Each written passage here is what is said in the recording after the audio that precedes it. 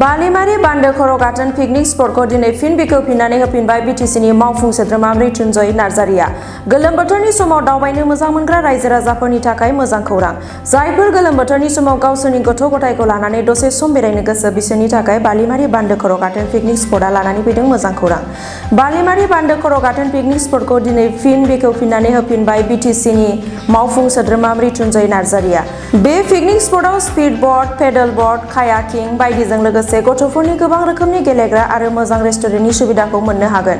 बेनिखायनो बे पिकनिक स्पटआव गसाइगाव ओनसोलनि रायजो राजाफोरखौ बयखौबो फैनो खावलायदों मावफुं सोद्रोमा मृत्युन्जय नार्जारिया।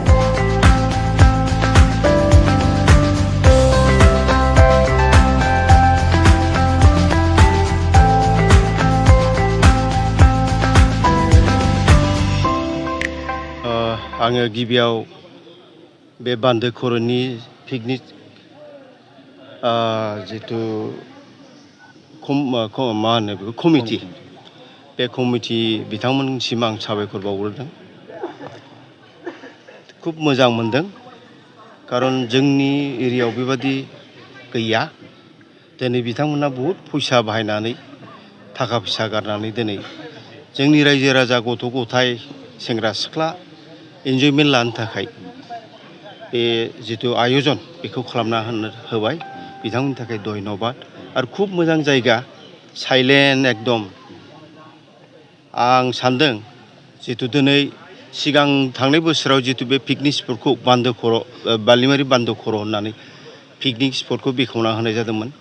गोबां मानसिफ्रा बाव माने पिकनिक जाफैदों, इन्जयमेन्ट लाफैदों, नङा होमबा, बेरायफैदों, आं खोनादों आरोखि।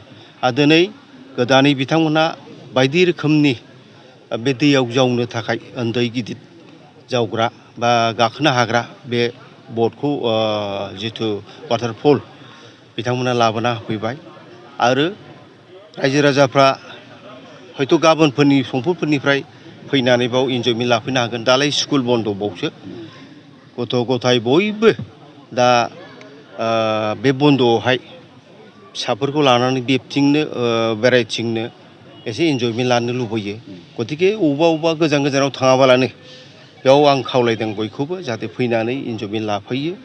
आरो बेथ' नर्मेल ओरैनो माबा खरसा एसे, दस्रायाव थाङोबा खुब लायो गेट एन्ट्रि माबा माबि। बिथांमोनहा दिनै बिथांमोनखौ हेल्प खालामनांगौ, एफाराब थाखा फैसा गारनानै। आरो जोंनिनो एरियानि बेखार सेंग्राफोर गोरों गोरा जानानै दिनै खुनु साख्रि बाख्रि मोनाखिसै बिथांमोनहा, नङा होमबा। दिनै बेखौ गावजों गाव थाखा खांलायनानै बिराद खरसा खालामदों। जाहाथे बेफोर बिथांमोननि माबाया साक्सेस जाथों। आरो साक्सेस जायैनि खोथा गैया, जागोनखौ आं नुदों। बिराद मोजां मोजां आइटेम लाबोदों बिथांमोनहा, गिदिरनि गिदिर फिसानि फिसा।